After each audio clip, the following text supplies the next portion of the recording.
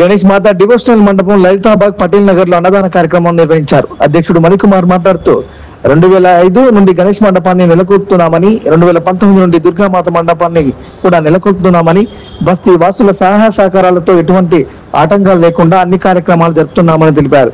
ఈ కార్యక్రమంలో భాగంగా ఉదయం సాయంత్రం కుంకుమార్చన, అన్నప్రసాదం, సాంస్కృతిక కార్యక్రమాలు, పల్లకి సేవ, సప్తాహారతి, చండీ హోమం, బతుకమ్మ, దాండియా కార్యక్రమాలు నిర్వహిస్తున్నామని, ఈసారి అమ్మవారిని ఆలంపూర్ జోగులాంబ బస్తీవాసులంతా కలిసి నిమజ్జన కార్యక్రమాన్ని తరలివెళ్తున్నామని చెప్పారు. సభ్యులు శివకుమార్, సాయినాథ్, అభిషేక్, కిషోర్, ఆదిత్య కిరణ్, పి శ్రీనివాస్, రాఘవేంద్రరావు, ఆర్ శ్రీనివాస్, సతీష్, రోహిత్, దిలీప్, సందీప్, రమేష్ మరియు మహిళలు అధిక సంఖ్యలో పాల్గొని కార్యక్రమాలను విజయవంతం చేస్తున్నామని తెలిపారు.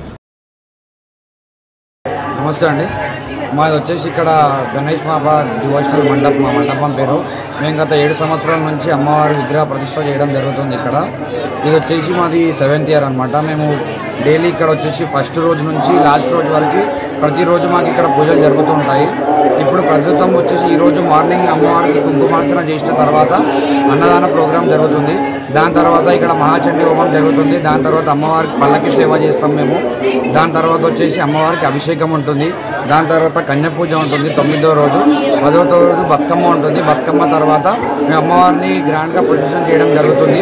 వచ్చేసి మేము లాస్ట్ ఇయర్ వచ్చేసి అమ్మవారిని మా చేతులతోనే మేము 7 రూపాయలు నిమజ్జనం చేయడం జరిగింది. ఈసారి వచ్చేసి మేము మహాశక్తిపీఠం అమ్మవారి అలంపూర్ జోగులాంబకి వెళ్ళడం జరుగుతుంది. అక్కడ అందరూ మా బస్తీ వాసులు అందరం కలిసి ఒక 70-80 మంది ద్వారా అమ్మవారిని ఊరేగింపు తీసుకొని వెళ్ళుకుంటూ అక్కడ అలంపూర్ జోగులాంబ కృష్ణానదిలో ప్రవహించే నదిలో అమ్మవారిని నిమజ్జనం చేయడం జరుగుతుంది. దాని తర్వాత వచ్చినాక ఇక్కడ అమ్మవారికి దాని తర్వాత పున్నం తర్వాత శాంతి పూజ కూడా చేయడం జరుగుతుంది. ప్రతిరోజు ఒక్కొక్క పూజ చేయడం జరుగుతుంది. పల్లకి సేవ కూడా చేయడం జరుగుతుంది. సప్తాహారతి కూడా మేము సప్తమి రోజు సప్తాహారతి కూడా చేయడం జరుగుతుంది మా అమ్మవారి దగ్గర.